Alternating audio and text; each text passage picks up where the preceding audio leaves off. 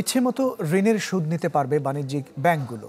কেন্দ্রীয় ব্যাংকের প্রজ্ঞাপনে বলা হয়েছে, এখন থেকে আর স্মার্ট রেট থাকছে না। ঋণের সুদ হার নির্ধারণ হবে ব্যাংকের চাহিদা ও যোগানের ভিত্তিতে।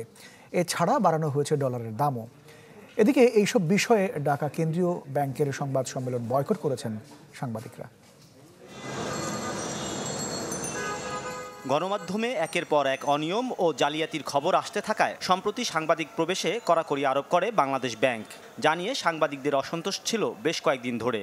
বিষয়টি নিয়ে গভর্নরের সাথে দিন দরবার করে ইআরএফ, তবে কাজে আসেনি কোনো উদ্যোগ। তো আমরা এখন পর্যন্ত সেটার কোনো রেসপন্স পাই নাই।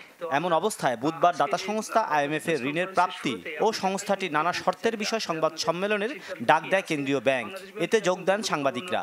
তবে শুরুতে সাংবাদিক প্রবেশের বিষয়টি সামনে এনে ইআরএফ আহ্বান জানায় সমস্যা সমাধানের। এতে সাড়া না মেলায় নজিরবিহীনভাবে বাংলাদেশ ব্যাংকের সংবাদ সম্মেলন বয়কট করেন সাংবাদিকরা।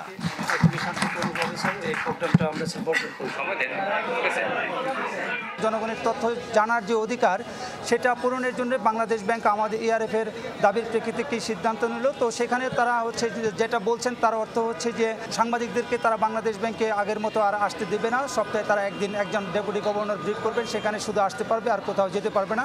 তো এটার প্রতিবাদে আমরা আজকের যে বাংলাদেশ ব্যাংকের প্রেস ব্রিফিং ছিল, আমরা সকলে এখানে প্রায় শতাধিক সাংবাদিক রয়েছি। আমরা সকলে এটা বর্জন করেছি। এদিকে আইএমএফ এর শর্ত পালনে অবশেষে ঋণের সুদহার পুরোপুরি বাজার ব্যবস্থার উপর ছেড়ে দেওয়ার নির্দেশনা দিয়েছে বাংলাদেশ ব্যাংক।